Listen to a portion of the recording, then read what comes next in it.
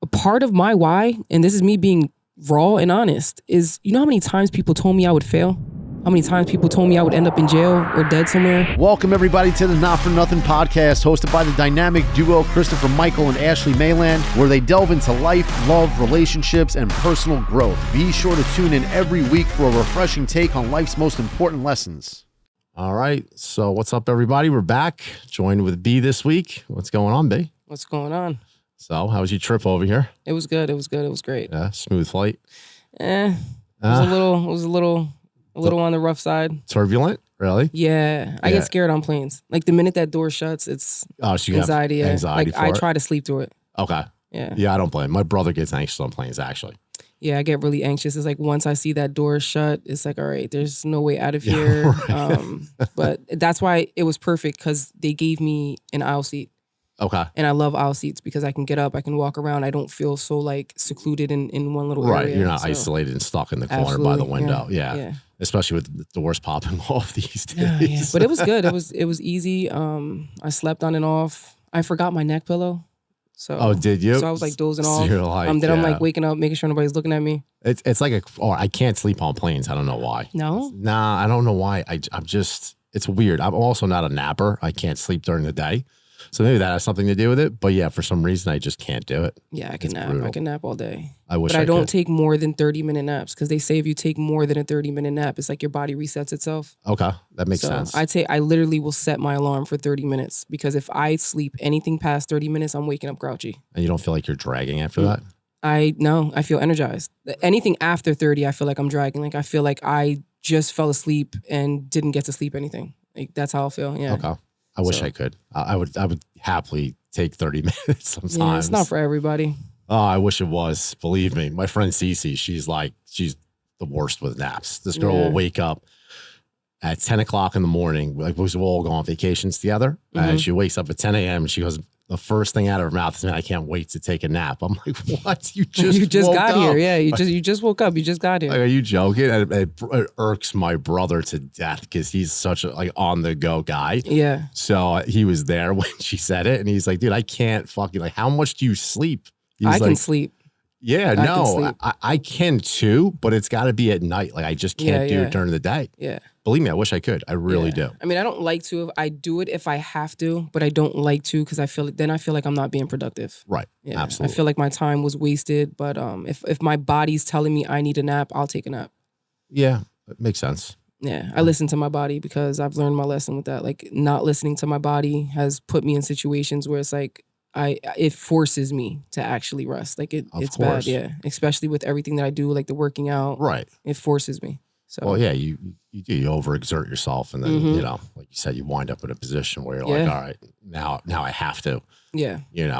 But so you're coming from New Jersey, born and raised, right? Yes. Okay, so I know you told me you were raised by two mothers, correct? Yes. Okay. Do you mind if I ask? So what was your father in the picture at all, or no? So growing up, I'm from Lakewood, New Jersey, so it's a little bit more south of where I live at now. But growing up, I was about, I want to say 1 year old when my mom got with my stepfather. Okay. And she had my little sister with him, and he raised me about till I want to say, I think like 6, 7.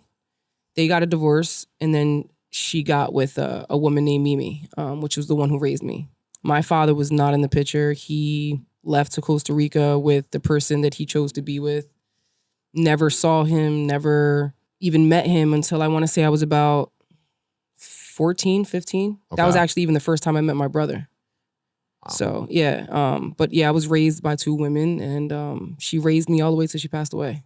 He was on drugs, so it was, I tried to give him that chance to be in my life because of the simple fact that growing up, I always wanted that. I would see like little kids with their fathers. My 8th grade graduation, I seen like kids with their fathers taking pictures, and I'm like, I want that. Like I feel like every little girl like yearns for that. Right. Like that relationship with their father. And it would make me question like, what did I do wrong? But seeing him for the first time, it was hard. It was like I wanted to ask him like, why weren't you there? But I think that I was just trying to embrace the moment and actually be in the moment with him. But that didn't go as planned. He was on drugs, and when someone's on drugs, you can't. It's not them. They're not who they truly are. It's the drugs that take over them. Right. So I had to let that little fairy tale of having a father go. But no, he wasn't in my life, and the first time I saw him again, it was a lot of emotions, a lot of questions, but. Yeah, it's tough when somebody's on drugs. I was, where I told you. So you're like a shell of yourself, So it's hard. You can't even really connect with anybody because they're not meeting the real you. Absolutely. Right? Yeah. And you're so guarded at that point, and you're caught up in the lie. Yeah. Right. And that's usually encompasses you lying about mostly anything to hide the fact that you're using. Yeah. So I understand. So it's tough, but I'm sorry that it didn't work out for you with the relationship with him. Yeah. I think now, that I would, like I was telling you before, I got into church. So being mentored by my pastor, she had, we had a session and she was like telling me, she's like, you can't really expect someone to give you what they can't give themselves. So maybe at that moment, what he was giving you was all he could give you. Right. And she voiced it like this. She was like, if you have a person, a mother who's rich, right? And you're asking them for money. And you're like, Mom, you have it. Why can't you give it to me? Versus a mom who, like, if she doesn't have the money, how can she give it to you? So same thing. It's like, she's like, your father couldn't emotionally be there for himself. He couldn't emotionally, be that person that he needed to be for himself. So how could you expect that from him? So she was like, let me ask you a question. If your father was to die today, would you have any regrets? And I broke down. I was like, no, like I would not be okay. I would have regrets because yes, he was this person, but he's still my father. Of course. And I would never want to leave this earth or him leave this earth and live with regrets, knowing that I could have done something or I could have reached out to him. Like I had this ego, like, I don't need to reach out to you.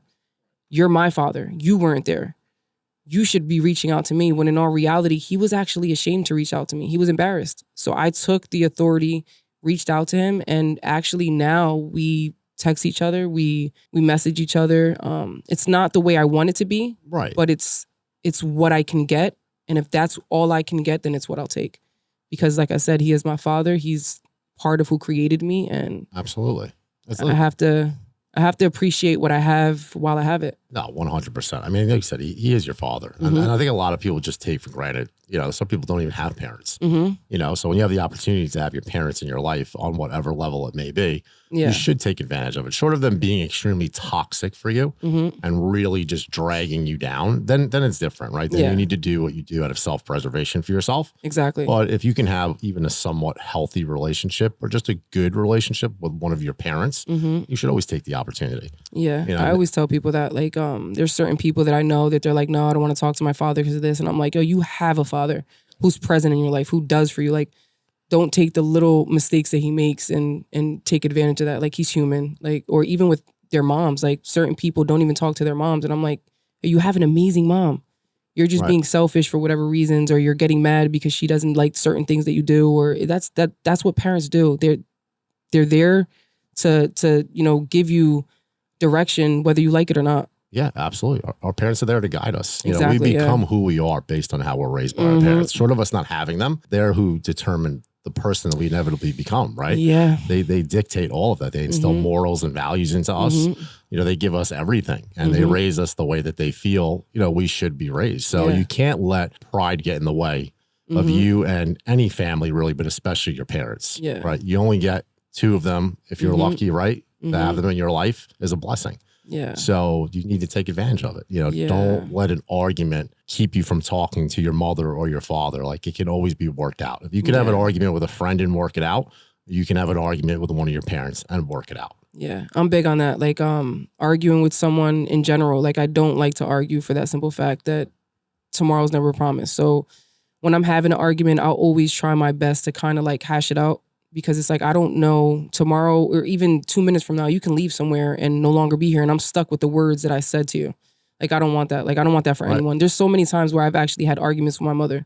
Till this day, I argue with my mother. Like, but that's my mother. And I'll always go back and apologize. Like, Mom, even if I'm not wrong, Right. even if deep down inside I know I'm not wrong, I'm gonna apologize to my mom because she's my mom, and I don't ever want something to happen to her and me be stuck with those words or just any argument in general. I don't ever want that. Yeah. Like, regret is the worst thing that you could ever live with. It really is. Yeah. I tell people all the time, I can live with anything. Regret is not Yeah. one of those things. No, I don't want to live with regret ever. I've lived with regret with a lot of the things. Like, regret is something I've had to actually let go of, and in order for me to prosper and grow. So I don't want to ever have to continue to live with regret at all. Never. Yeah, Like, I don't blame you. it held me down for too long. It does hold you down. You get stuck in the past. Mm-hmm. Yeah, Yeah. you do. You can't move forward when you're stuck in the past. No, you can't. There's just no way to do it. Yeah, you You can't. have to be able to let go. You cannot change what has already happened. You can only move forward from it, because holding on to the past is only going to prevent you from moving forward. Yeah, if people spend more time trying to get over the past, they'd be a lot more productive and moving forward. Yeah, and absolutely. getting things done. Yeah. But it's tough for some people. Some people they hold on to things. They harness. It's crazy. It just becomes like, it drives them. Mm-hmm. They just never let go of things. And it holds you back so much. Like you just said, there's nothing you can do. Mm-hmm. So why hold it? You'll feel so much better just letting it go and focusing your attention on something that you have control over. Yeah. Right? What's done is done. That's when my life actually changed. And it's crazy because a lot of people see my content, they see everything that I do, and they think I lived like this happy-go-lucky life. Like, nothing happens in my life. And it's like, a lot of people don't know this, but it wasn't until recently where I actually was being mentored by my pastor, where I was actually able to let go of a lot of things I was harboring and resenting certain people for, that I didn't even realize it until she brought it to my attention. It's like everything that I was holding on to, everything that I was refusing to let go of, that was a choice I was making to hold on to that. I was choosing to live in the past, to live in pain and all of that. And the moment that I realized that I had control over that, I let that go, and my life became so much smoother. Yeah, it's great. It's so much easier to wake up now and just continue to move forward, not holding on to the past. Yeah. I mean, when you hold on to the past, it affects every decision you make in the future, anything you're doing. So, but you had a pretty rough coming up. I know there was a time where you told me that you were even selling drugs, and you got into a fairly narcissistic relationship. Yeah. That caused a lot of grief for you. Mm-hmm. So yeah, I mean, tell me about it a little bit. So I'm gonna get a little bit deep. Yeah, go for it. That's I what might we get want. a little emotional. It's all right. But so growing up, we became homeless at one point. My mom had left my second mother, and everything went downhill from there. I was kind of embarrassed to live in a hotel with my mom and be picked up from a hotel, and my friends see that. So I started to run away. I started to, just become this little rebel and sell drugs. I dropped out of high school. I started selling drugs mainly to kind of help my mom with the bills. But in the mix of that, I didn't realize it. And I'll get further into that later in the episode, but I was actually paying not for rent. It was more for her addiction. Right. And this one point where I was dating someone, I was with this woman for 3 years, and she got pregnant on me. But in the mix of that, when I was selling the drugs, she called the cops on me during an argument. And during that argument, I had a scale on me. Oh shit. Yeah, I had a scale on me. I had weed on me. I had cocaine on me. When the cops came, she told them I hit her. I'm like, I did not hit her. Like, I did not do anything to this girl. Right. Like, if anything, she was the one that would trigger me. Right. They end up locking me up. And that day I was locked up was the day of my interview for the Perth Amboy Police Department. Oh wow. Yeah. So, but what I had on me at the time, even though it was a scale, and it wasn't actually cocaine, what I had. I thought it was, but it wasn't. It was actually the mix of it. Okay. So when they tested it, it didn't come back. Right. So my lawyer at the time, I showed her, I said, listen, I just took the civil service test. I'm trying to become a police officer. I made a mistake. I ended up getting off on that. Okay. They let it go. They let all the charges go. It was a minor charge. And then this is where I made the choice. Regardless of what my mother was telling me, regardless of the fact that she was saying, I'm sick, I need help, and it was really for addiction, I chose to go back to selling drugs. I could have chose any other way. There's so many other ways to make money, but growing up now and realizing this, I realize now that I made that choice to actually continue to sell drugs. And that second time around is when I got caught. I had a lot of charges. I had 1,000 feet away from a public school zone. I had 500 feet away from public housing. I had over $2,000 on me, so they charged me for that. They charged me with resisting arrest, trying to get rid of the drugs. Did you resist arrest? Sorry, I mean, no, that I didn't. That I didn't. I actually got that charge dropped because in the discovery, I was like my own little lawyer. Right. So I'm like, listen, he's saying that he caught me, put the cuffs behind me. I laid myself on the cop car. So how did I resist arrest? Right. I got that thrown out, but I actually got 3 years. I was facing 5 years in prison, but I ended up going to school. I got a good lawyer. She told me what to do. I did good, didn't get in trouble. It was my first offense, like real offense. So they ended up giving me 3 years probation, $5,000 in fine, but it stood on my record, and I wasn't able to become a police officer. I wasn't able to do anything of what I wanted to do, and it stuck with me for a while. I'm sure. But that decision was the start of my growth. Like those choices, like if people ask me now, would I ever change anything of that? And I wouldn't, because if it wasn't for that, I wouldn't be where I am. I wouldn't have made the choice to grow. I wouldn't have made the choice to be better. And then with the narcissistic relationship, so my mom had just passed away. My second mother just passed away. And on top of me dealing with my mom's addiction, on top of me dealing with my sister being addicted to heroin, my other sister being addicted to crack cocaine, I just lost someone who was very, very important to me. This woman was always there for me. She taught me how to cook. She taught me how to dance. She was that mother figure that, I needed. And when she left me, I was lost. That was a huge loss for me. And I ended up meeting someone who met me at a really vulnerable stage in my life. And I thought I found my person. Right. Fed me with everything I wanted to hear. I'm talking about she did everything right. She loved the bomb the hell out of me. Like she was just this perfect person in my eyes until one day from the next, it was like everything stopped. The love stopped. The cute messages stopped. Just everything stopped, and it left me questioning myself. Like, what did I do wrong? Right. So at that moment that I'm questioning myself, okay, what did I do wrong? I'm trying to do more. Like, okay, maybe I'm the problem. Let me do more. Let me do more. But the more I did, the more she pushed away. And it came to the point where she was like talking to her ex-girlfriend. And I knew it. Wow. I always say this, man or female, we have an intuition. Women have it more strongly, and that intuition was kicking in. It was telling me something's not right. She's lying about something. And the more that I would question her, the more she would try to make me feel like I was crazy. Which they usually do. Yeah. Yeah. Yeah, she would try to make me feel like I was crazy, and I'm like, no, I'm not crazy. And she actually left me on the year anniversary. The year anniversary of my mother's passing. Wow. Through a text. Texted to me, didn't even have, And on top of it being a year anniversary of my mom that passed away, I had a college exam. So my day was already hectic. It was already emotional. And she hit me with a text like, yeah, I think this is the end of it. And her last words to me were, it's about time that I put this to rest. Those were her words to me. And I'm like, okay. Didn't fight her on it, didn't nothing. A couple days later, I tried to get back with her, and this is like me trying to be with someone who clearly did not want anything to do with me. But eventually I gave up. I started focusing on me, but I was heartbroken. Like I was in my house. I think this was the lowest I've ever been. And I tried to commit suicide. That was like a low point for me. Like I legit tried to take my life. That's when I realized that like I had a village behind me. I had my cousins, I had my sister, my niece, and that's what uplifted me. And my cousin got me into the gym, and that's when I got heavy, going into the gym, eating right, got my body right, finished school, graduated, and she came waltzing right back into my life. Of course she did.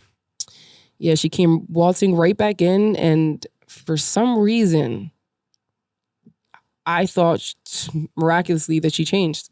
Right. And so this story, right? And you can tell me if I'm bugging. So let me just ask you just a quick question before you go into it. Did she show up at that time, like prior to her just kind of coming back into your life? Like did she show? What do you mean? So after your attempt, did she check on you? Did she do anything at that No. time? So she didn't even reach out, nothing. Okay. No. Just to give it some context. So even at Yeah. that point, she was MIA. Yeah, she was MIA completely. She blocked me. She everything. It was like she fell off the face of it was like she died. That's what I had to like. That's the grief I felt from it. It was like she was gone, never was gonna see her again. But when she did come back into my life, she came back apologizing, like, I'm sorry, I grew, and I'm like, and I was a little on the protective side. I had a little wall up. Of course. I was talking to someone else. I just started talking to them, and she found out about it. And that's when she became more persistent on trying to get me to be her person. Like, oh, like I'm really stuck on the fact that like you're talking to this person and I don't know why, so I'm just gonna let you be. And I'm like, but like I gave you a chance and you didn't take it. And she's like, yeah, I know, but like I can't just be your friend. And from there, it kind of led into us talking again. Everything was fine. Okay. Everything was good, supposedly. And she tells me from one day to the next that she's going on a coffee date. She's like, I'm going on a coffee date with a friend that I've been talking to on Instagram. I'm like, Okay. who's this friend It's a little from? weird. Yeah, who's this friend from Instagram? I've never heard about them. Oh no, we've just been conversating. And I'm like, okay. I'm like, do I have anything to worry about? No, you don't. Okay. So she leaves. She goes on a date. It went from coffee to dinner to the club. Okay. I'm like, you're not reaching out to me. You're not answering me. Right. I'm like, okay, something doesn't feel right. She basically had me to the point where I was walking on eggshells. I was afraid to question anything. I was afraid to approach her about anything because I was scared that she would leave me again. Right. So I dealt with it. And that night I had went out with one of my friends, and I ended up blocking her by accident on my story. Okay. But I unblocked her and I texted her. I said, sorry, I blocked you. I was like, so if you see that, I was like, I didn't mean any harm by it. Whatever. She ends up having like she uses that as like this ammunition to like, you know what? I don't want to be with you anymore. Right. This is, you're insecure. You're doing this. And I'm like, I'm not insecure. Anybody in their right state of mind would have questioned what you were doing. Absolutely. You were on a whole other date. You knew that was going to trigger me. You knew what it was going to do. And that's why you did it, because you were looking to trigger me. Right. You truly never cared for me. You never wanted to be with me. This was all about you trying to get back into my life after I already progressed and shown that I had no interest in you anymore. So it was like you did this for your ego. You did this to prove that you still had me. Right. But that time around, I let her know. I was like, listen, like, I'm not asking to be with you anymore. Like, I walk on eggshells with you. Like, I walked away. I walked away from it, and I never looked back. That's good. You did the right thing, though. Yeah, I never looked back. Like, she could never have access to me ever again in my life. Did she ever try? I've seen little things on, like, my stories that I kind of got, like, that feeling like it was her. I would get, like, these weird blocked calls. But I'm like, even if it is her, I don't care. You know, it's someone who does that type of harm to me, especially like twice. Right. You could never have access to me again. No, I don't blame you. I mean, you gave her the benefit of the doubt. Mm-hmm. That's all you can do, right? We all want to give people the benefit of the doubt, especially if we love them. Mm-hmm. And you did that for her. Yeah. So no, I don't think you're crazy. I think she took advantage. I think she manipulated you. She did things to intentionally trigger you. And you don't do that to people you love. And the moment you see somebody doing that to you, they're not the person for you. Yeah, absolutely. I agree. It doesn't have to be perfect, right? Relationships aren't perfect, but I shouldn't have to worry about certain things, right? Like I shouldn't have to worry about you going out of your way to make me jealous. I shouldn't even have to feel jealous, because if you're doing something that's making me jealous, then something's wrong, right? And so you shouldn't be. So when I see things like that, it's a red flag immediately. Yeah. You know, because I want to be comfortable, and that's what you should have in a relationship. You should have, at the very least, comfort with that person and be able to depend on the fact that they're going to be there Yeah. for your needs and you're going to be there for theirs. You're not going Absolutely. to do things to make people uneasy or walk on eggshells. Like, you're the last person that they should have to walk on eggshells around. Yep. They should be the first person you come to Yeah. when you have a problem, not feel like, oh, if I say this to them, they're going to leave me, you know, or they're Yeah. going to react poorly to it. Like, that's not a relationship. And if it is, it's one-sided. Yeah, absolutely. Yeah. Or when like people, you bring up something to them, right? You're in a relationship, you bring something up to them, and they all of a sudden have 5 million things that they want to address to you. Like, no, we're talking about what is happening now. We're talking about the problem now, and I'm Right. addressing a problem to you. If you had all of these problems with me, why didn't you address them with me when you had them? Why are you addressing them now that I'm addressing something that's wrong here that you're doing? But you're trying to do the reverse psychology. You're trying to manipulate me. And that's what she would do. And it would work. Yeah. It would work. Like she would do something and I'll legit sit back and be like, hold on. Fuck, do I do that? Damn, did I do that? Like, am I wrong? Like I would even call my cousin like, am I wrong? She'd be like, no, you're not wrong. She's no good for you. I keep telling you this. And I'm like, I know, but I just feel like I did something wrong. And it's the manipulation and it's hard. Like, and that's a main thing that I try to get out there. Like the message I try to get out to the people that follow me is when it comes to a narcissist, you have to be observant. You have to watch for the red flags when you meet someone that has these characteristics, because a narcissistic person can truly, truly break you down to the point where you don't feel worthy. Like you look yourself in the mirror and you don't even know who you are anymore. And that's where I was at. It was bad. It was bad. Narcissistic personalities, those people in particular, are very good reads on people. Like they really are. And that's how they're successful at what they do, right? They can break you down and they know exactly what to do and how to do it. So I've said before, they probably over time perfect and practice it, you know, like even if it's not intentional, they just do it over and over and over again. They find out all those little weaknesses and they hold them, right? And then when you do things like that and you complain to them about something, they've already stacked up a list of things they're going to toss onto you. They don't just think about it on the fly. Yeah. They know, they wait for the moment, right? When you're going to say something and then they're just going to flip the script on you completely. Yep. And it's very premeditated and it's unfortunate. But you're right, you have to pay attention, because someone that truly loves you is not going to do something like that. They're not going to deflect onto you. They're going to take responsibility for it. Yeah. Or they're just going to have a conversation with you about it, even if they don't think you're right. Yeah. They're going to talk about it to try to make you feel better. Yeah. Or work it out. I mean, absolutely. that's not asking a lot. Yeah. You know, from anybody for that matter, never mind someone that supposedly loves you. I mean, communication is everything. I always say that. You know, you have to be able to communicate and at the same time understand. But that relationship was a huge lesson for me. I do not regret it. Was I perfect? No. I think we all have our flaws in relationships, but I don't think that I deserved for not 1 second what that woman did to me. And I don't wish her bad. I wish her well, because especially, you know, the path that I'm on now, me being more into God and church is one thing I realized, that when you do seek God the way that I have sought God, is you have to be ready to love like him. You have to be ready to forgive like him. And you have to be able to embrace people the way that they are, just like him. I forgive you, but you'll never be able to step foot into my world ever again, because I can't trust you. And I don't ever want to be in a position where I'm surrounded by people I don't trust. No, of course. It's a horrible feeling, you know, to know that you have those types of people around you. So the more you can eliminate them out of your life, the better. Yeah. And you do you can't hate someone forever. Like there's a lot of people that hold on to hate for somebody or resentment toward them.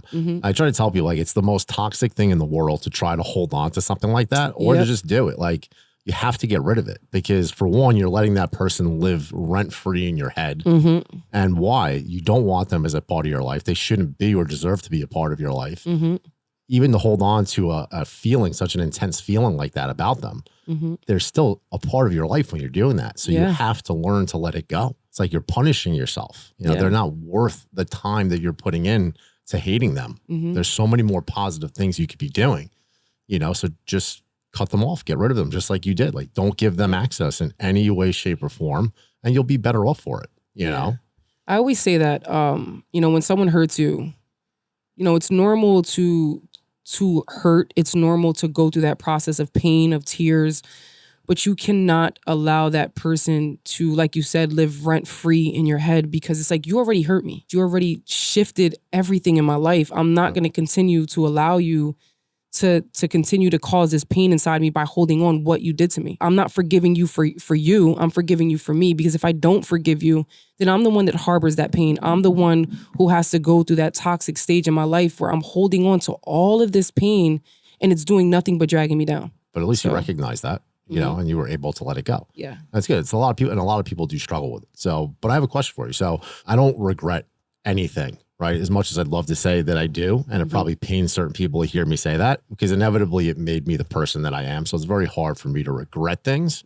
But if there is something you could change that happened in your past, like, would you? Not necessarily something you regret, just maybe something in particular that if you could have eliminated it from ever happening. No. No? Okay. Just No, curious. I wouldn't change anything because everything that I've been through has led me up to now. Okay. You know, when it was happening, obviously, and I think that we all do this, while something is happening in our lives, we question why we are going through that at that very moment. And especially if it's something that's painful. But I do believe that pain has the ability to make us grow. I think it's a catalyst that opens us up, and it tells us, you know, what is good for us, what is good for our heart, our mind, our body, and our soul. And it shows us, you know, who we need to be. It molds us into who we need to be. And a lot of people think that pain is meant to break you down, but it's not. It's actually meant to transform you. And if you embrace the pain, then you'll be able to grow and become the best version of you. So, you know, and a lot of people have asked me that question. If I changed anything, like I said, I wouldn't be who I am. I wouldn't be where I am. And I feel like everything that I went through was meant to happen, to be in this very like moment in my life. And I feel like my story is someone else's survival guide. And I always say that, you know, and that's why I chose to do what it is that I do, because I know that a lot of people can relate to every single thing that I've been through in my life.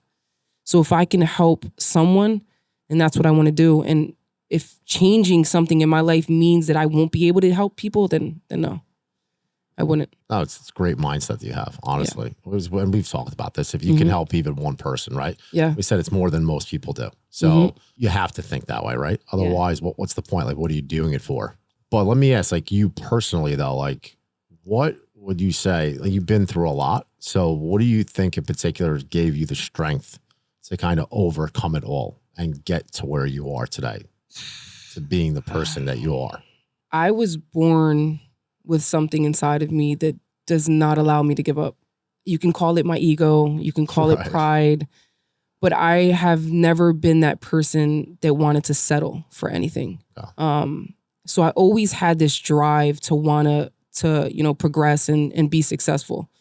But the main thing I want to say that got me to where I am now was me leaning on God.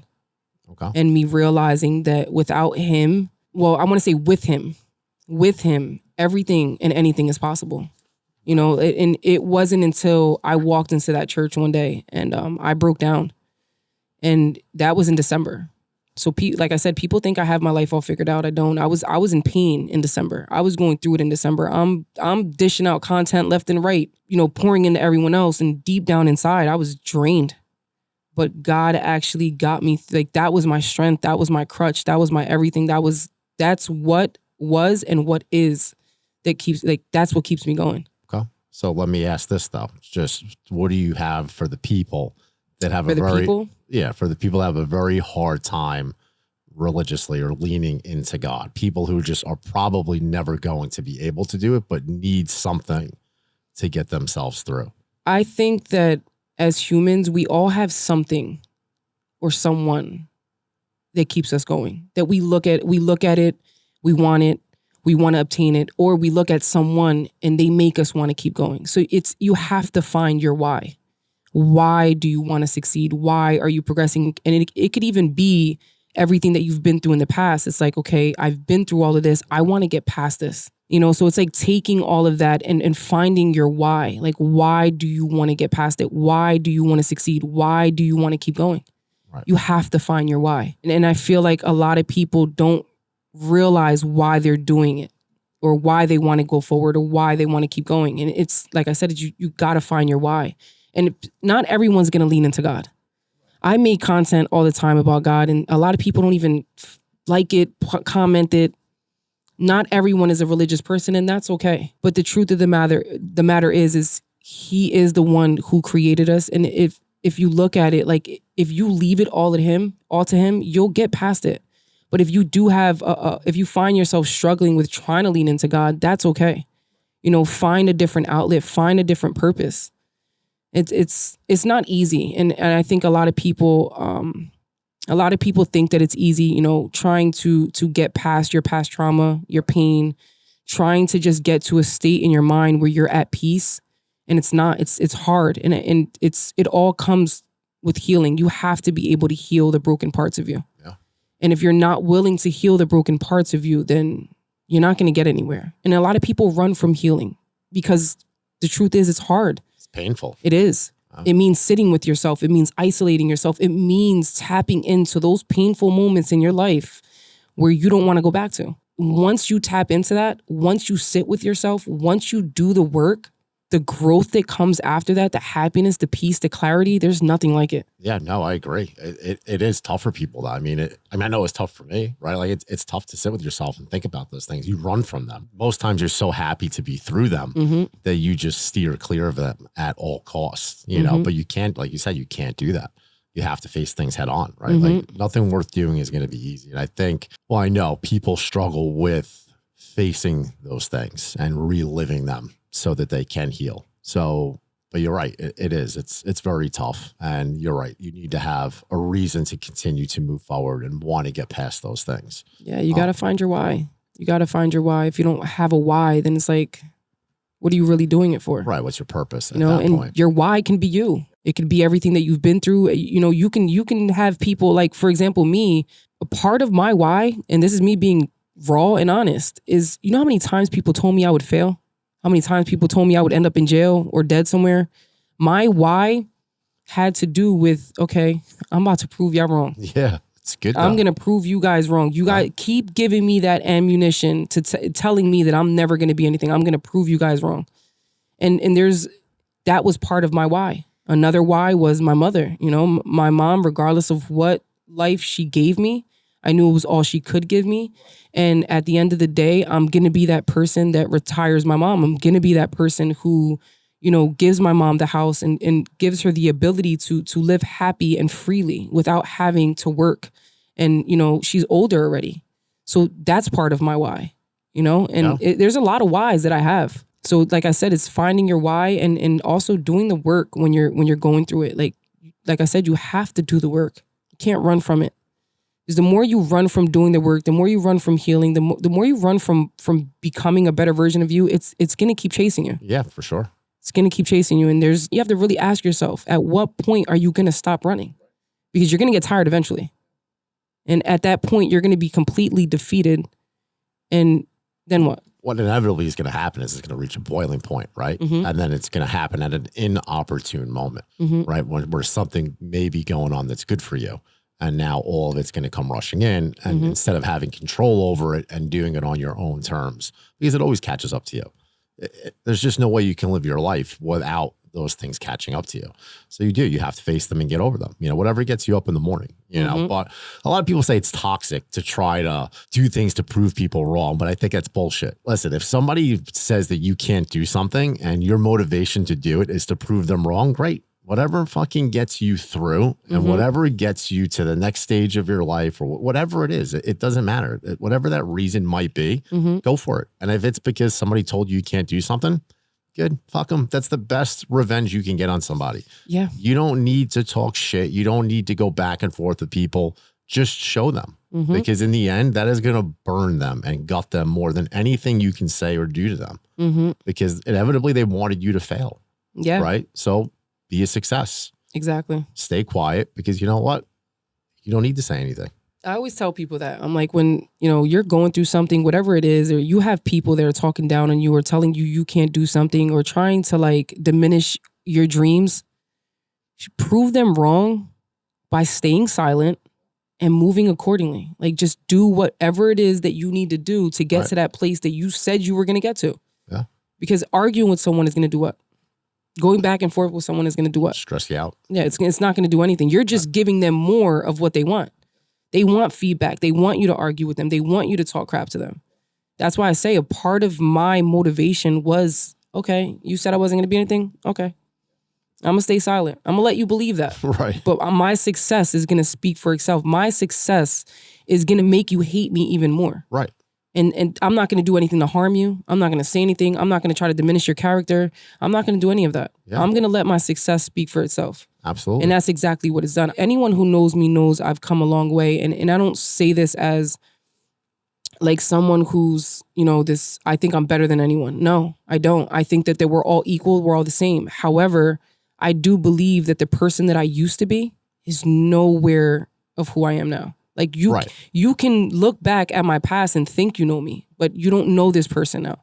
This person now has completely different goals. My mindset is different. My drive is different. Move in silence and just let your success speak for itself. That's all you have to do. You know, don't argue back with anyone. Don't let anyone's words affect you, because that's what their goal is, to affect you. And when they see that their words are not affecting you, it burns them even more. Like you said, it literally makes people sick to their stomach to see that what they're doing to someone is not effective whatsoever. Absolutely. It'll even, some people are really petty about it. They'll even start stepping it up. You know, they might send a little dig your way or something, right? Just to try to infiltrate whatever's going on with you. So that's it. Like you said, become successful, you know, send them a fucking Christmas card 10 years down the road. Like I always used to say this. I said it to my cousin the other day. I said, you know, everyone who wished bad on me, when I get on that stage one day, I'm gonna send them VIP tickets. Right, absolutely. I'm gonna send you VIP tickets, front row. Here you go. Thank you. Thank you for believing in me. Thank you for being that drive for me. You were the fuel to my fire. Thank you. Listen, they say the haters pay the bills. You know, it's the truth though. That's why when you said people say it's toxic, I don't think it's toxic at all. No, I don't think it's it amazing is either. when you take someone's words and use it as drive, or their hate and use it as drive. I think it's. I guess what people try to say sometimes is that you should that should not be the driving force behind what makes you successful. Like you want more than just to prove somebody wrong. And I get that. Yeah. But listen, there's nothing wrong with it if that's what happens to fuel you, if that's the catalyst for your success. Great. No one's saying that, oh, I'm going to go jump into a profession that I don't love simply because I know I'll be successful in it. And it's a big, you know, fuck you to the person that said I'll never be a success. That's not what we're saying. No. But kudos to you. It's great. You know, you've come a long way, and you even started a podcast, which you recently changed, by the way. We spoke about this. Yeah. So you're now the Victorious Visionary. Yeah. So tell me about it. What happened over there? Well, I didn't want to be labeled as just a podcast. And I wanted to provide more content that, you know, geared more towards self-love and mental health. And I felt like me isolating my name to just a podcast wasn't going to give me the ability to do that. I went to a cabin and I sat there for a couple of days, got some clarity, you know, prayed on it. And we came up with the name, The Victorious Visionary, and it fit me well. And I was like, you know what, this is it. I'm going to provide content, you know, that I want to put out there. I don't want to be limited to microphones and a headset. Like that's not what God created me to do. I asked him to show me, you know, the path that I'm supposed to be on. I want him to lean me into the person I'm supposed to be. And that's what I came up with. And ever since then, I've been a lot happier, a lot less stressful, because truth is, when you're doing something you don't love, stress comes, you don't feel motivated. So now it's like, there's times where I'm not motivated. There's times where I'm looking for content to put out there and I'm like, oh my God, I don't have anything. Right. But I still love doing it. I love to help people. I love the comments that I get when they tell me that I'm helping them. You know, it's just a lot more peaceful, and I feel a lot more happier. No, that's good. Yeah. Happy for you. It's important that you love what you do. Yeah. Listen, we're all going to have days where we're not motivated. I mean, it's just a fact of life. And it's okay. You can take those days sometimes, right? You don't always have to be on the go. You know, it's okay to have an off day. And I think a lot of people put pressure on themselves to just constantly go at it. But it is. People need to know it's okay. You're going to have an off day. Doesn't mean you don't love what you do. Doesn't mean it's, you know, something's going wrong. You're having a down time. You need to be able to take those moments, recharge, and go back at it. Like there's nothing wrong with that. But yeah, you're right. It's very important to love what you do. It makes going into work every day enjoyable. You know, who wants to be miserable for the rest of their lives doing something that simply because they have to do it, right? Like you never want to do something because you have to do it. You want to do it because you want to do it and on your own terms. I mean, I always tell people to, you know, don't be afraid of change. I think that was a huge thing for me too. I was afraid of change. I was worried about what other people were going to think. Was I going to lose followers? Are people going to, you know, say anything? And then it came to a point where it's like, you know, listen, I told myself, like, if people are going to follow me, they're going to follow me. Right. Whoever supports me is going to continue to support me. And whoever doesn't, that's fine. I'm pretty sure more followers will come. I'm doing this for, you know, to help people. And so I had to embrace that change and not be afraid of it. And, you know, if that's anything I can tell someone is that, don't be afraid of change. If there's something that you want to change it. If there's something you want to do it. You want to start a business, start it. Don't worry about what anyone is going to think or say. If it's something you genuinely want to do it. Follow whatever it is that you want to do, Right. and do not be afraid of change. Fear is something that, like my pastor told me, it's false evidence appearing real. Yeah. So, to fear something or fear change, it's not real. It's an illusion. Well, it holds you back. Yeah. It really does. Yeah. Because you'll never do anything, Yeah. if you're constantly afraid of the outcome. You can't fear failure. Failure is a part of life. Mm-hmm. It's going to happen. You can't have success without failure. So you need to do it, right? Yeah. Get through it. You're not always going to be successful in everything you do, but you will be successful eventually. Something you do, Mm-hmm. the more you try and the more effort you put into it. Absolutely. But too many people worry about, like you said, what people are going to think. And that's the last thing you need to worry about. Listen, you're in it to help people, right? So of course you care how they feel about what you say, Mm-hmm. but you can't let people's feelings on you dictate what path you go down. Absolutely. You got to be genuine. And while you're trying to reach people, that's great. But like I said, you can't let them dictate what you're going to do. Mm-hmm. You just need to do it. And hopefully your message gets through to the people that it's meant to get through to. Yeah, I agree. But okay. So you're the Victorious Vision. How'd you come up with the name, by the way? So if I'm being honest, a friend. Okay. So I wanted visionary in there. Okay. But I also wanted it to sound catchy. Right, So it my is. friend's she's like, what about she's in the bathroom. Oh, yeah. She's in the bathroom. I'm sitting on the bed, and I'm like, we're trying to figure it out, and I'm like, I don't know. I'm like, I don't know. Maybe I shouldn't change it. And she's like, no, hold on. She starts sending me names from the bathroom through text.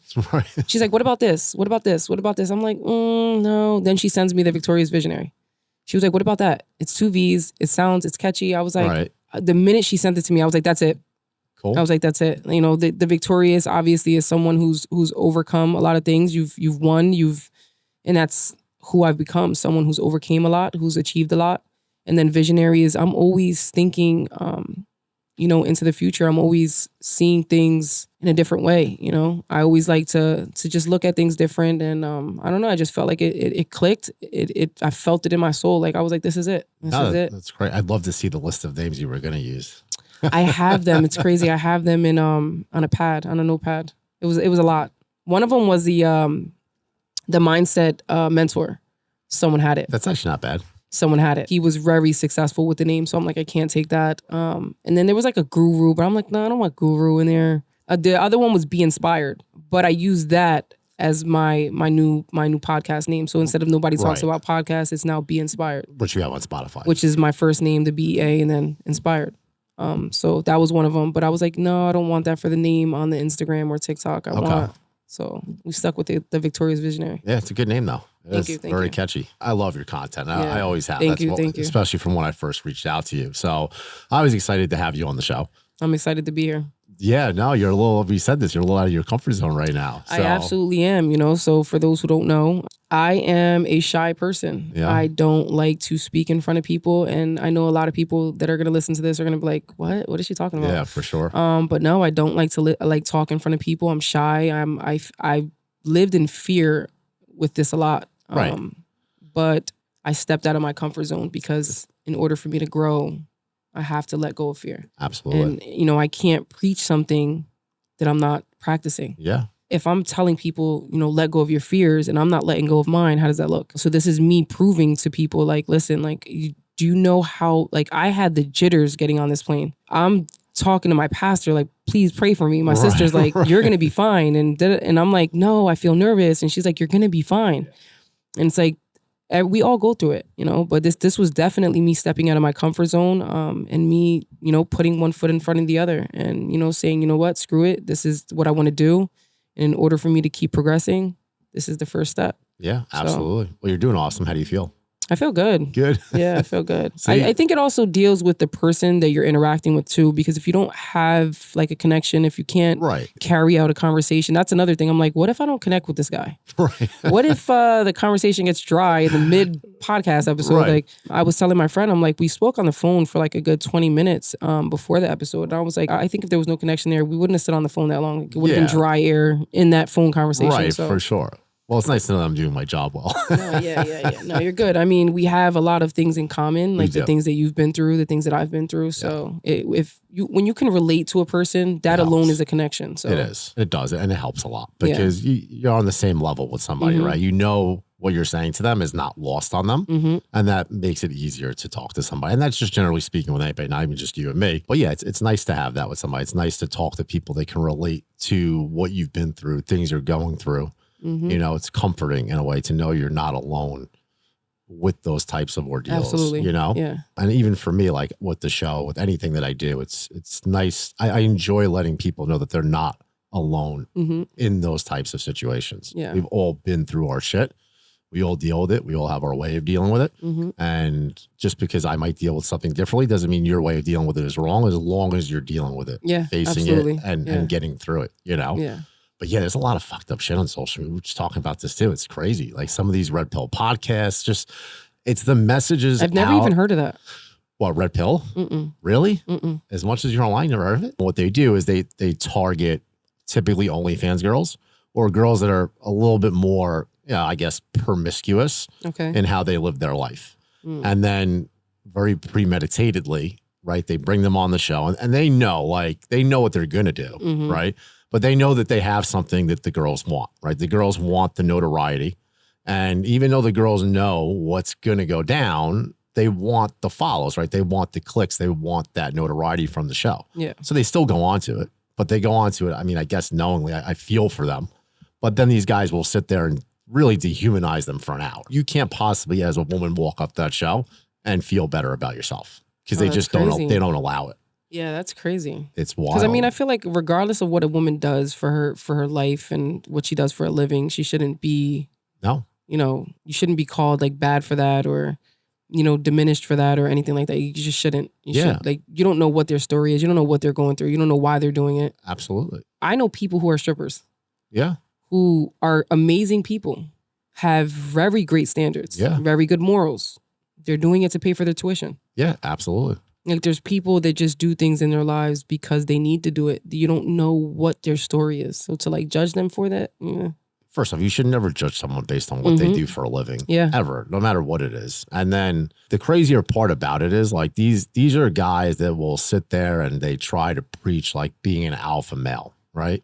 mhm. So they're just the hypocrisy that surrounds their podcasts is just so it's just so comical. yeah. Like it infuriates me sometimes because like you can't sit there and say that you're an alpha male and then berate and dehumanize Mhm. women in public on a platform. Like, Yeah, what are you that's not an talking? alpha male. Yeah, what the fuck are you talking about? Yeah, no. You that's know, not.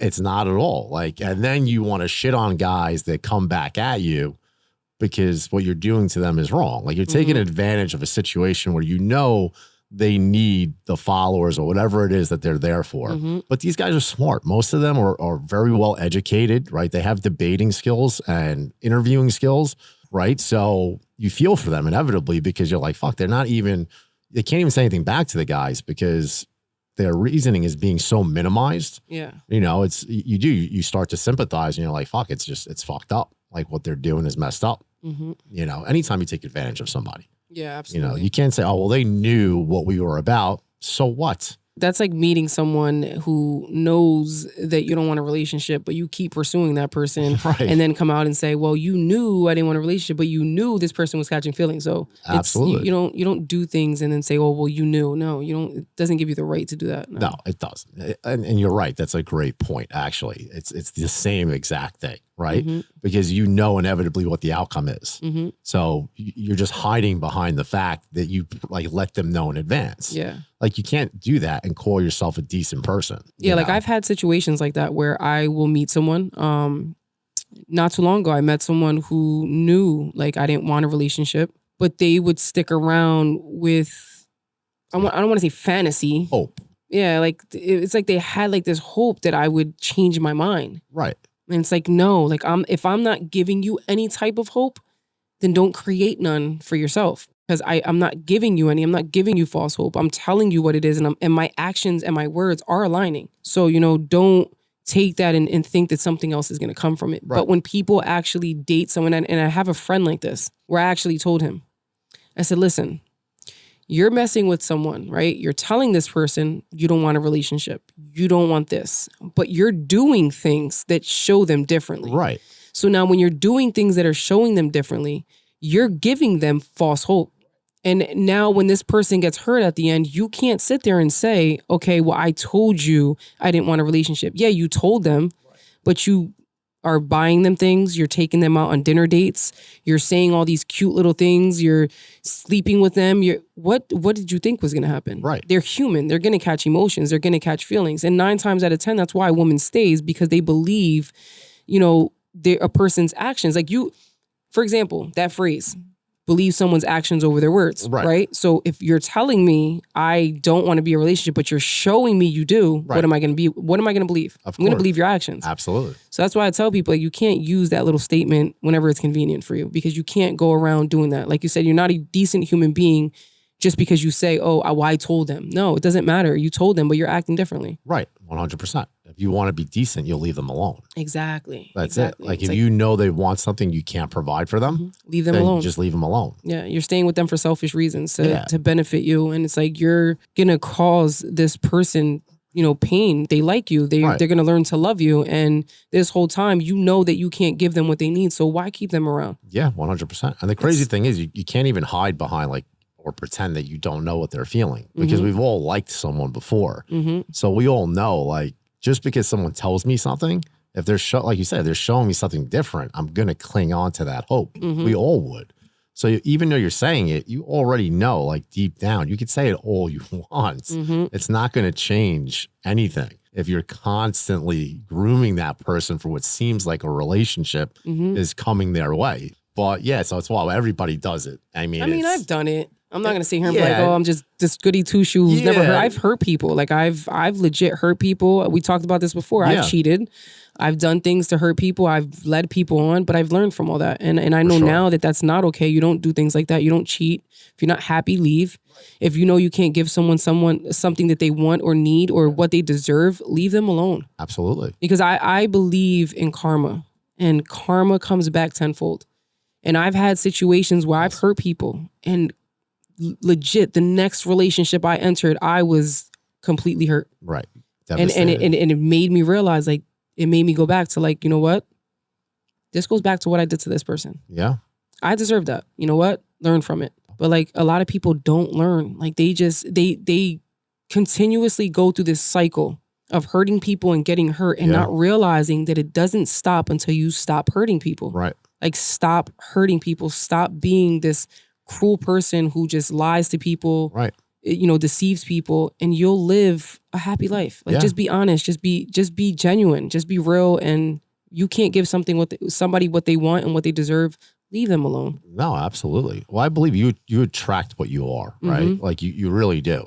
What people don't realize is that when you stop acting that way, you attract more people that don't act that way. And when you're constantly conducting in that kind of behavior, you attract people that do the same thing. So you are, and that's how you get stuck in the cycle of hurting and being hurt, because those are the people inevitably that surround you, because that's who you are. When you start to change that and turn over that leaf, then you start to notice better people start to enter your orbit. And that's what we should all strive for. Unfortunately, we don't. But yeah, there's a huge divide between men and women today. How do you feel about that, just out of curiosity? I mean, there's a huge divide between men and women today, I feel like. There really is. It's like, who can shit on who the most? Between men and women? Yeah, everything on social media. You want to know what my problem is? I don't really, believe it or not, I'm not a scroller. Okay. So that's why when you're like, oh, you don't see it, I'm not a scroller. I'll post, I'll comment to, I'll interact with my followers and I get off. I don't post, I deactivated my personal page because I'm not a scroller. I don't watch the news. Right. I don't like to see what's going on in the world.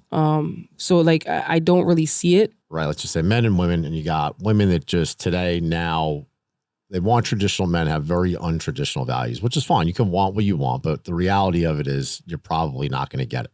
Right. So what they do is they shit on it. Right. They shit on any guy that will not accept them for who they are and whatever their values are. And then you got men, right, that just constantly berate these women. It's like a vicious cycle, right? And then the men will constantly berate the women, saying you're not worthy of this, you don't deserve this, you're not a traditional woman, And it's just a back and forth banter between the two. And it's ridiculous to listen to because it's like, dude, just date who you want to date. You can pursue what you want as long as your expectations are realistic. Like if you're not traditional, you may not get a traditional person. That's fine though. But you can't turn around and shit on people because they don't accept it if those are their values, right? And the same thing goes for the men. They talk about how all women are after is, money and this and that and lifestyle. And they never want to contribute to the relationship. Okay, that's fine. But those women are typically very transparent about it. They're not hiding it from you, right? So like, what's with it? Like, and then you want to shit on them. And it's like a vicious cycle online where it's just the back and forth between both groups. And it's getting worse because it's getting so polarized on both ends. Yeah. And I really don't know how it got to that place. It's just. So what do people consider a traditional woman or man? Yeah, I guess that would matter, right? It would depend on what Like, you consider traditional. Like, are you talking about a traditional man who pays the bills, goes to work, doesn't do that? Like, I despise people who have this mentality of a man is supposed to do this. Right. A woman is supposed to do this. And I agree. I'm a woman, and I'll be the first one to say women have this mentality that a man is supposed to do. A man is not supposed to do anything. Right. A man is supposed to just be a man, just like a woman is supposed to be a woman. You guys don't have jobs. This is not the 1800s anymore. This is not 1900s. This is 100 and 100. It's not 50. 50 and 50 does not exist. 100 and 100. This person is not obligated to do anything, and you're not obligated to do anything. I was in a relationship where it was like, oh, well, you have to take out the garbage because that's your job. How is it my job? First of all, if you're trying to say it's a man's job, I'm not a man. I don't care how I dress or how I look. I'm not a man, and I'm very aware of that. Right. So I'm me. I'm going to show up in this relationship as 100, and I expect you to do the same. No one's job is to throw out the garbage. No one's job is to wash the dishes. No one's job is to provide. Like, you guys are just supposed to be each other's backbones, and that's it. If like you said, if you're not traditional, you can't expect to get a traditional woman. And if a woman's not traditional, you can't expect to get a traditional man. But traditional to me, and I don't know, correct me if I'm wrong, is what I said. Someone who they're stuck in that old mentality of Right. This is your job, this is what you're supposed to do, and that's it. These are our jobs. And if we don't fulfill them, then we're not doing. No, it's not. It's you guys are just supposed to show up for one another in a relationship, and that's showing up however that looks for you guys. Right. There's no jobs or titles that you should have. So like for me, like I don't expect anything, right? Like that's just not me. But I do have traditional values, right? So even though I don't like things to be expected of me, like almost like it needs to be, I'll always take care of any woman in my life. Financially, whatever it is, I don't believe that anyone I'm with should have to work if they don't want to, but they can, right?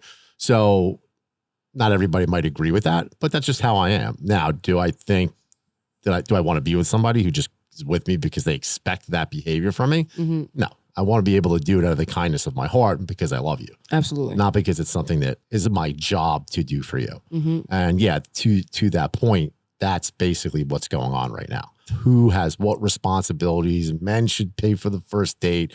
Women should be doing this. Women shouldn't. It's just back and forth. It's unbelievable. People are probably going to listen to this and be like, oh my God, I can't believe she's saying this. Oh, for sure. I'm sure. But men deserve to be catered to as well. Men deserve to be taken out on a first date. Like, it's this thing that people have. It's like a stigma that people have that it's like, oh, men are supposed to do this. This is their job.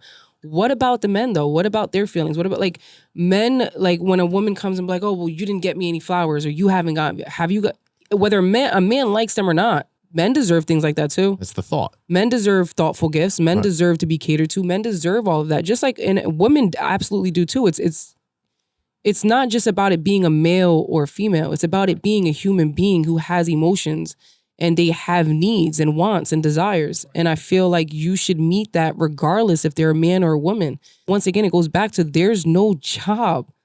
People need to take this mentality out of their head. Like, you have to stop having this mentality that this is the way a man is supposed to be. This is the way a woman is supposed to be. I wish I would get in a relationship and someone say, this is your job. And I'm going to look at them like, no, it's not. Right. This is just, you know what's crazy? I was on a date, not even a date. It was a double date that I went on just to help my man out. Right. The girl goes, I asked the girl on purpose. I said, how would you feel if I took you out to the Cheesecake Factory for our first date? She was like, no. Right. That's the kind a of shit. chain.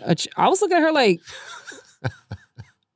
first of all, Cheesecake Factory is I love the Cheesecake Factory. Bomb. I love it Yeah, too. it's good food, and it's not like it's cheap. I didn't say I Right. was taking you to McDonald's. Right. And even if I did, so what? Right. Like, that's another thing. Like, people have the, and at the end of the day, I'm a female. We're Right. two females. So what, like, how about you take me on a date? Where are you going to take me for the first date? Right. So it's like, it's people's mentality nowadays. You're right. I don't know what has happened. I don't know where it went wrong, but it's all over the place. It's really absurd, and it blows my mind each time. Yeah. That's why now that you're talking about it, it's like, this is a conversation I had with one of my boys before. Like, it was a conversation we were having. I'm like, yo, you're not wrong. Like, you deserve things like that too. You deserve to be catered to as well. Right. It's not your job to do anything. Yeah. No, absolutely. So I agree with that. I agree that people need to do things because they want to do them, Mm-hmm. right? They want to do them for you. You shouldn't feel like someone is obligating you to do them. Like, that's Mm-hmm. not a relationship, right?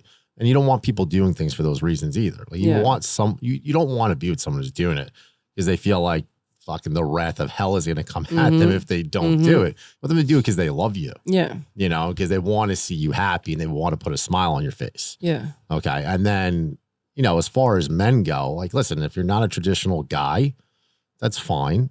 You don't have to be. You don't need to pay for everything. There's nothing wrong with that. And for the women that say that there is something wrong with it, that's just not the guy for you. Like, you don't have to necessarily shit on them for it. Yeah. They don't have the same values as you do, you know? And yeah, it's wild. I don't know where it took a wrong turn, but it really hasn't. It's gotten so polarized at this point that I see videos now and I'm like, why? Like, why does that even have to be said? Like, there's this chick that goes and puts a video on and everything's like about, I guess her point is about being body shamed. So, and meanwhile, she's not like an overweight person or anything like that. She has, like, she'll grow her hair out on her legs, or she has like a flat ass or something like that, right? So she puts up this video and she goes, "This is okay." She keeps saying, "This is okay. This is okay." Like, I don't get it. Like, no one said that that's not okay. But if a guy doesn't want to date you because those things aren't something he's attracted to, you can't be mad at him. Yeah, no, you can't. I mean, I feel like that would be her own insecurities and her projecting that on to other people, because the truth of the matter is people have different wants and needs. Just like you said, just because a guy doesn't want to date you because you have a flat ass doesn't mean Right. it doesn't mean there's something wrong with you. It's just not something that he prefers. Listen, people like what they like and people want what they want, and that's 100%. it. It happens. It's life. People are gonna want what they want, and that's it. You can't change it. It doesn't mean something's wrong with you. Right. Because there's going to be someone else out there that wants your flat ass or your no tits, or, you know, listen, if you go based off of what people think about you, Right. or in general what people are saying, you're going to be miserable for the rest of your life. Yeah, for sure. Love your body, love who you are. Right. Someone's going to come along and love who you are regardless. Like, No, 100%. And that's my kind of point behind it. Yeah. Is that people polarize everything now. And it's like, yeah, it's fine. I get what you're trying to say. No, but no one's faulting you for loving yourself, right? Or being comfortable in your own skin. Great. More power to you. Like, do that. Be that. That's fine. yeah. But you can't get mad. Like, if somebody doesn't like that about you, it doesn't mean they're shaming you for it. You're just Yeah. not their cup of tea. Like, it's fine. Everybody is not for everybody. Yeah, I always like say that. It's all right. You Like, know? I'm a very confident person. But that doesn't mean that everyone's going to want me. Right. I don't think that every single person thinks I'm cute. There's people that may think I'm not attractive, and that's fine. But does that take away from how I feel about myself? No. No. I like who I am. I like how I look. I'm confident in my skin, and that's where it has to get to. Like, just because someone doesn't like something doesn't mean there's something wrong with you. No. Right. Doesn't mean they're That's shaming just her you for it. Yeah, it's just her projection, like her projecting her insecurities. It's clear that she has insecurities. Right. And she's projecting it. That's Yeah, all. for sure. And I think that's what a lot of people do today. They do. They project their insecurities onto other people or onto everybody for that matter. Everyone's so Yeah. quick to post shit. People in general, they want people to treat them right, Right. to give them the world, to be affectionate, to be emotional, Yeah. caring, loving. But when they get it, they don't want it. They Right. consider you as clingy. They call you you're in your bag. You're doing too much. Right. You're not being a man. Like, you're too soft. But then you have someone who comes into your life who mishandles you, who mistreats you, and you love them. You love it. Right. So it's like, make up your mind. Do you Yeah. want someone who treats you good, or do you want someone who treats you like shit? Because you're saying you want someone to treat you good, but when you get it, you don't know how to appreciate it. People cannot win. No, they can't. No one's perfect, right? You're never going to find that perfect combination of good guy and badass, right? Or it's just not going to happen for women or for men. So it's like love is not about finding or loving someone perfect. It's about finding perfection in an imperfect person. Yeah, absolutely. Because no one's ever going to be perfect. Yeah. And if you can't find that in somebody, then you're going to be unhappy forever, or you're going to wind up with the polar opposite of what you're looking for. And you're always going to be on one side or the other. You have a good point about, you're never going to find the perfect person. And I always say that just like people, we all have our own baggage, our own flaws. And, it's not about, like you said, finding the perfect person. It's about finding the person that is perfect to unpack all of these flaws with, the traumas with, and things like that. Like, you're never going to get someone we weren't created to be perfect. No. We all make mistakes. We all have flaws. You just got to find that right person. You're never going to find perfection ever. No, not going to happen. So if people are seeking perfection, good luck. Yeah, 100%. You're either going to wind up with someone, like you said, too soft, or you're going to wind up with a wrecking ball, But you got to pick which one you want. Listen, I changed the type of people I started going for, because apparently everything that I was looking for and I think me finding what I needed also came with me breaking a cycle of actually looking. I stopped going for the same type of people. Right. Because apparently the people that I was dealing with wasn't good for me. It wasn't what I needed. And that also came with me working on myself. Right. Because you find who you are and become better by working on yourself. And when you become better and find who you are, you attract better, and you attract what is truly meant for you. Right. Absolutely. So the person that I'm talking to now, nowhere near what I'm used to. But it's good that you need to change it up sometimes. And listen, I'm happy. Yeah. Like, I'm happy with this person. I'm happy with how things are going. Everything is going how it should be. And I'm okay with that. And it doesn't matter how this person looks. And I'm not saying that because she's ugly. She's just nowhere near ugly. It's just she's not my normal go-to. Right. And I'm not her normal go-to. But sometimes that's what it takes for you to, it's sad. It's crazy. But it's what it takes. You have to step out. And it all deals with you stepping out of your comfort zone. You're so used to this certain type of person, but this certain type of person clearly is not working for you. Right. Absolutely. So you have to step out of your comfort zone and stop looking for that certain type of quality, because you're attracting the same type of people that aren't working for you. So I stepped out of my comfort zone. No, that's good. I stopped looking for the same type of people. Right. And that's a good thing, though. You need to be self-aware. Right? Yeah. Like, you have to be. And you need to be able to say to yourself, something I'm doing is not working. I need to change it. Right. And if you're unwilling to change it, then you can't expect anything to change for yourself. Like, absolutely. You can't do it. Yeah. The two don't work together. Yeah. It's either you're going to change or the behavior is going to stay the same. The behavior is not going to change if you don't. So let me kind of ask you something to end the show. Okay. If you could go back to your younger self and give yourself one piece of advice, what would be the advice you'd give yourself? I don't think anyone has ever asked me that before. If I could go back to my younger self and give myself a piece of advice, I would tell myself that, honestly, that everything's going to be okay. I don't think that I've ever had anyone tell me that. I don't think that I've ever had anyone even shine any kind of good advice. But I would tell myself that, life is going to be rough. There are things that are going to happen in your life that you're going to struggle with. People are going to hurt you. People are going to abandon you, but that everything's going to be okay. And that, no matter what happens, you'll get through it. That's something I would definitely tell myself. I think it's something that I needed growing up, because the life that I lived was not easy, especially as a little girl. I was deprived of a lot. So, going back to that little girl, that's the main thing I would tell her. Is everything is going to be all right. You're going to be all right. Good advice. Yeah. I don't think a lot of people, as kids, we don't know that. We don't know that we're going to be all right. We don't know how things are going to go. But yeah, I would definitely tell myself, listen, you're going to be okay. You're strong. You'll be fine no matter what life throws at you. Yeah. Well, would have been good advice, because it seems like everything's going well for you. Yes. Thank God. Thank God. But all right. So we're going to wrap it up. That's for today. Thank you for joining us. Thank you for having me. Thank you for flying all the way out here. Thank you for flying me out. Yeah, absolutely. I hope you enjoyed your time here. I hope you enjoyed sunny Florida for however short a time you were here. Thank you. Thank you. All right, everybody, that's a wrap. Thank you for joining us. As usual, please continue to give us your feedback. You know that we love it. Thank you for joining us, B. We appreciate it. Thank you. Be sure to check her out on IG at The Victorious Visionary, as well as on TikTok, The Victorious Visionary. And you can check out her podcast on Spotify at Be Inspired. That's BEA Inspired. Thank you, guys. It's a wrap.